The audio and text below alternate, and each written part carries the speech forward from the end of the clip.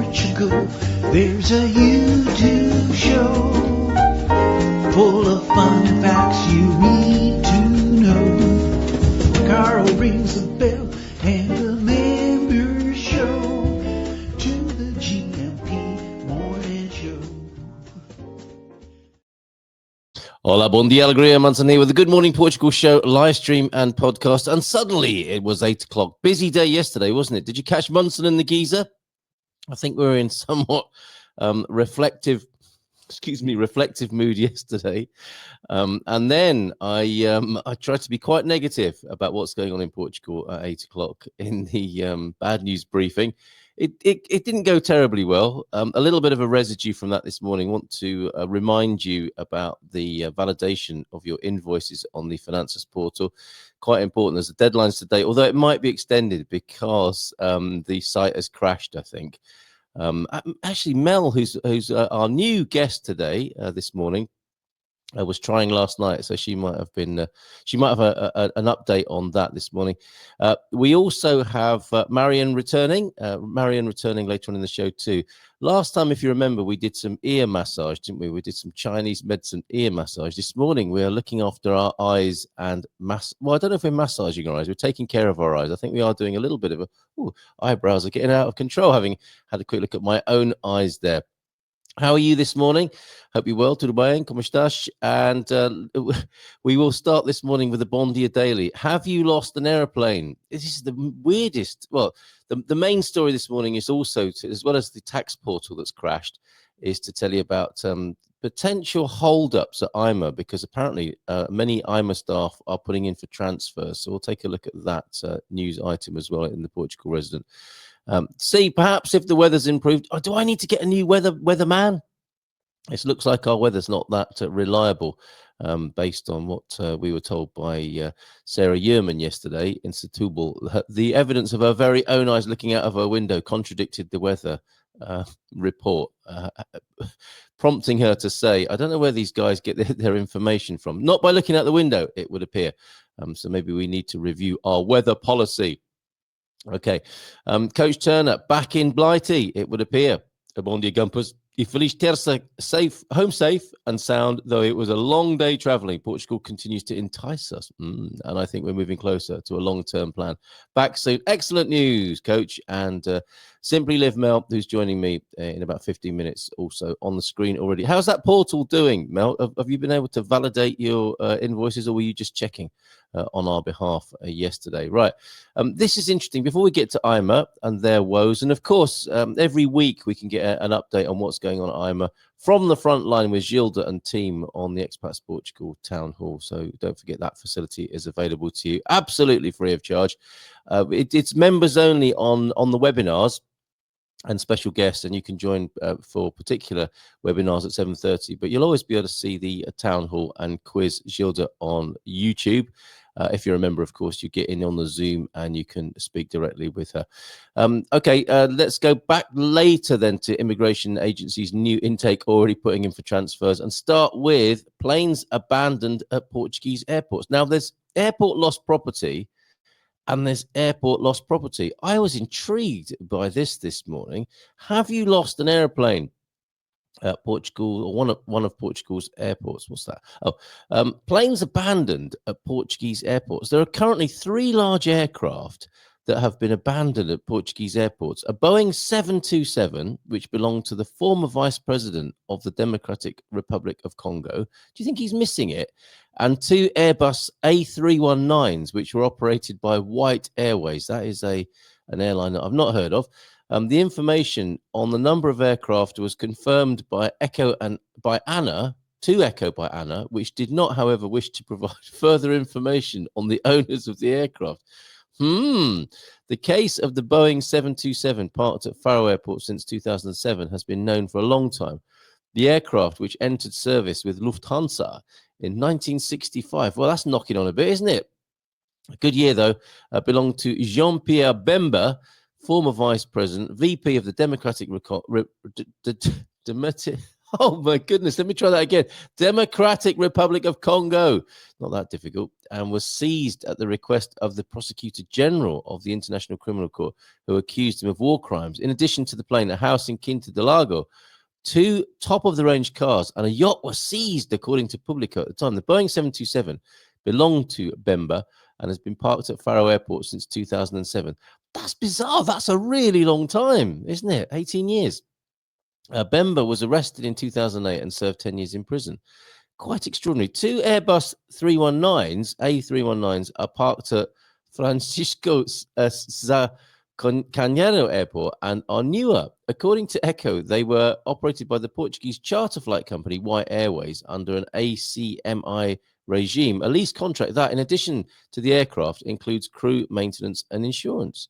And there those are as well. An aircraft that has been parked uninterruptedly for more than 90 days beyond what was stipulated, or has an outstanding fee corresponding to 30 days of use. That sounds like such Portuguese legislation, doesn't it? May be considered to be parked improperly. Has it got loads of tickets on it? The person responsible for the plane has 60 days to remove it. Would you get a letter from Finanzas? Come and get your aeroplane. If this does not happen, the aircraft may be considered abandoned, and the ANA provisionally decides on the susceptibility of loss in favor of the state, more specifically for the Federal Revenue Service. So some of you may be thinking, I've had my eye on a 727 or an A319. Watch out for the government website that auctions stuff off. That might be a little bit of a signal to you there to get ready with your checkbook or your crypto or whatever. That's the last time, Jackie says, I ask Portugal to look after my vehicle. It ends up all over the news. Great to hang out with you last night, Jackie. What do you think of our beef, grief, and relief session? Oh, yeah, there we go. Bondi Gumpus, big hugs, Carl. Thanks for a great evening last night. So, a thumbs up there from Jackie. And it would appear that it wasn't too beefy, it wasn't too griefy, and it was fairly reliefy. So we'll do that again on the 4th Monday of March. Bom dia, Portugal, from João Ernesto de Norte, and a good morning, everyone from Gemini. Hi, Gemini. Good to see you. Was the Munson and the Geezer show not for you? It was a cracking finish. Drops in and out constantly. Oh, that's not me. That's the portal for validating. Well, let me deal with that now. If you are a Portuguese tax resident and you want to validate or make sure your tax relief is happening on those, is it 13 headings of personal spending? You need to validate your spending inside the portal. It's been difficult to do so, it would appear, because the site keeps crashing, and there have been petitions to have the extension to the deadline of the 25th, which is today, so that people have got a couple more days to do that. I think that's happened in the past. Antonio F will be able to help us with that. We might ask him when we see him later on in the show. Safe to say, probably okay to scrap that 727 by now. I think if it's left to the Portuguese and the innovators and entrepreneurs of Portugal, it'll be a restaurant, won't it? It'll be a little, maybe an airport wine bar that you climb up the steps and somebody shows you, are you in first, or are you behind the curtain, or are you turning left at the top of the steps? Is it the public bar, or is it the lounge bar for you? And you can go have a glass of wine. Isn't that great? Hopefully not airport food or airplane food in there. I think that wine, oh, you're renaming it already, it would appear then, Jackie. I think wine and wine was brilliant. Do you know what? Maybe we need to do wine and wine rather than beef, grief, and relief. It would be great if a few more join us next time. Fab idea, and can help so many in so many ways. Well, there you go. That needs a screenshot right there, doesn't it? On the Bon Dia Daily this morning, as we take a look at this, and this might come up in a future edition of Wine and Wine. The thing that is going on over at AIMA at the moment. So I did that screenshot. I'm just sending it to myself now on WhatsApp, 913-590-303. Ah, nice one, Marion. Would you be able to show this short video? Yes, I would. I'd be delighted. I bet she's giving me some copyright music on that bad boy as well, though. But anyway, in the interest of well-being and your health here on the Good Morning Portugal show in this Gumper community, I'll gladly do that and risk my 72 cents of YouTube income on that this morning. May not even be as much as that. So no need for me to be too bitter about that. Right, abandoned planes at Portuguese airports, and now People abandoning their jobs at AIMA. AIMA leaving. Do you see what I did there? I thought that was quite a good headline this morning. AIMA leaving. And that is not the headline they used at the Portugal Resident. They've gone for a more formal immigration agency's new intake, already putting in for transfers. I say this as a heads up, okay? Because if they're not very well staffed at the moment, and they're all fairly new to the job, and they're thinking of leaving, that tells me one key thing is that it might cause more holdups at AIMA. Now, compare and contrast that with the increasingly positive picture that Gilda presents every Thursday evening. She's never been so happy. In fact, she was very zen last Thursday. She's like, untroubled, unbothered. We had Nuno talking about his favorite journey in Portugal was within. Can you believe that? And excuse me. And we had Gilda saying, I'm just getting old. I'm not so bothered about things anymore. It was very, very calm, very calma, tranquilo on the town hall session last Thursday evening. Immigration agency's new intake then already putting in for transfers. A union blames absence of consistent immigration policy. If you missed this last night on the bad news briefing, let me just issue that warning this morning that with so many leaving, inheriting a heavy legacy of unfinished business, not least 400,000 applications for residency from immigrants from all corners of the globe, AIMA's president admitted that many staff were opting to leave the agency while those of a certain age were retiring as well. So you had that going on. I bet they're glad they haven't got Elon Musk breathing down their necks. Although I suspect at AIMA, if you get the email asking you what you did last week, it's probably quite a lot. You probably saw quite a lot of people trying to get into Portugal or having their paperwork renewed. The most practical appendix I can give to that bit of reporting is that if AIMA, it's not AIMA though, is it? It's IRN. If the agency that is handling the renewal of your documents, your residency documents, is dragging their feet, and that's difficult for you, and you want to be helped and supported in the best possible way, as Ai Weiwei should have been, the Chinese artist who got into a bit of trouble in Switzerland, I think, because his Portuguese paperwork. Do you remember him talking fondly about his home in the Alentejo and how much he loved Portugal and how conducive he found it to his creative process? Well, I don't think he's quite so happy about Portugal now, given that he had a little bit of argy-bargy with the Swiss border force, because his paperwork probably hadn't been renewed. Now, if you want a bit of a belt and braces on that, Gilda does prepare a package for you of a letter, an explanatory, a cover letter, I suppose, to go with your expired residency documents, so that you can show the border force of wherever you're going that it's not your fault. It's that the Portugal haven't got around to helping you out and sorting that out. So just a little bit of practical help and positivity around that continuing bureaucratic problem, which on the one hand, if and when you come and see Gilda on a Thursday evening, you will learn that things are going in the right direction there, despite this somewhat worrying story here this morning about AIMA employees already putting in for new transfers, those described as the new intake. Let's have a look at a few more of these news headlines then, and we'll see that there's some interesting things happening from the Portugal residents' point of view. Countdown for Carnival celebrations, that's always good fun. And these incredible, they're not called effigies, are they? I mean, huge puppets, I suppose they are. No, they've got another name, haven't they? The Algarve's traditional seasonal festivities kick off this weekend with satirical floats, flamboyant fancy dressed, and masquerade balls.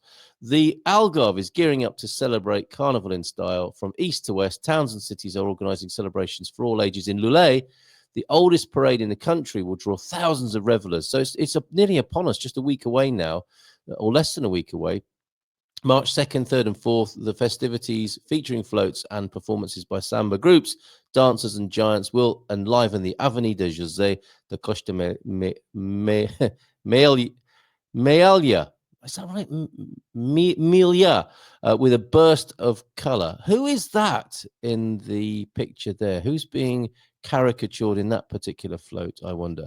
You wouldn't want to be near them if it comes to an abrupt halt and crashes upon you. That's Antonio Costa on the left there. I'm not sure who that is. Are they satirizing Has he got an aeroplane? Is that one of the abandoned planes there on the character on the right? Or is he the guy who's been the Shager guy who's been nicking people's luggage at the airport? Don't know. Children will kick off the season celebrations in Faro with traditional schools carnival parade on February the 27th in a couple of days' time. The event, the event, which promises to enliven the city's main thoroughfares, will see the enthusiastic participation of hundreds of children. I bet they're really excited about that already. Gathering in the Manuel Bivar Garden at 10 o'clock, participants will parade through the city centre towards Praça de Pontinha, passing along Rua de Santo Antonio. Portimao will celebrate as well. Look, there's an old picture of, is that Portimao frontage? It must be. It's not Lulé, is it? Because Lulé is not on the sea. I'm reckoning that's Portimao there. And it looks like there's a little bit of a turning circle at the end, and it processes back again in the other direction. And who are these characters here? Are they all dressed up as Superbox? They're going to be very popular, aren't they? So Lagos doing their thing as well. So lots going on in the Algarve, basically, thanks to Alexandra. Another Stillwell.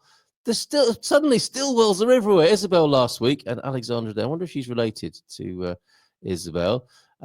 Portugal on a plate as well. Oh, there were. If I now go over to the Portugal news, there are a few more accolades, collecting more and more accolades from around the world and in different disciplines.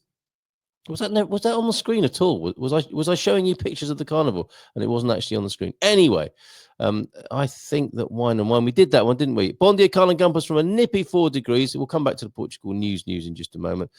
Bon dia from a Belfast of 4 degrees this morning, but dry, and should easily be boasting 10 degrees later on. Good morning to you, Deagle. How's it going? That 727 would be an interesting archaeological site by now, and you could possibly find a vintage iPhone 1 on there. I wonder, you could probably find one of those Nokia bricks on that bad boy. IRN staff sending emails of 5 things accomplished in a week, turned 2 down for visas, gave 2, and found a plane. Work report. Bon dia, morning greetings from a moist Mino. Happy Tuesday, Tony time from the man in the Mino. Hi, Antonio. How are you this morning? So before Mel joins us in just a moment, new guest alert here on the Good Morning Portugal show. Let's have a look at what the Portugal news are talking about, because there were some accolades, as I say. Yeah, top Portuguese wines announced. There's that item there, technical reasons threatening tax returns. Let me bring it onto the screen this time so that you can see it as well, and have a little fertile on the front page there of the Portugal news. So yeah, the technical reasons, that I'm not sure that's been attended to yet, so maybe they will extend the deadline on that. Let's have a look at their headlines over here.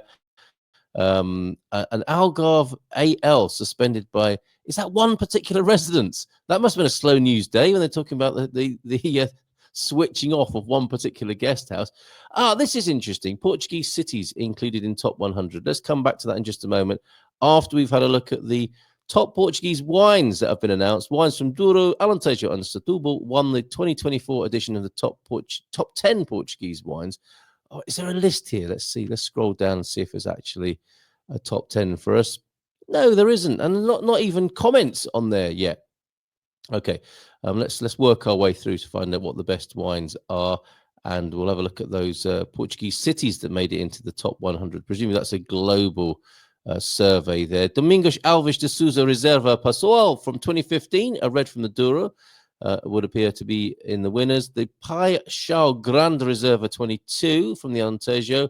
A Costa Boal Homenagem by Antonio Boal Reserva 2023 there. And José Maria de Fonseca Moscatel, that's a Setúbal, I'm sure. Yes, it is. A Superior 1924 with the wines distinguished. I wonder what happens in that, 100 years, 100-year-old Moscatel there. That seems to have aged well then. Were the wines distinguished according to the press release from Essencia do Vino there? In a blind tasting without prior knowledge of the wines, the top 10 jury brought together 50 tasters. What a job! Journalists, critics, sommeliers, and importers from a total of 14 nationalities: Brazil, Denmark, Spain, United States, Italy, Japan.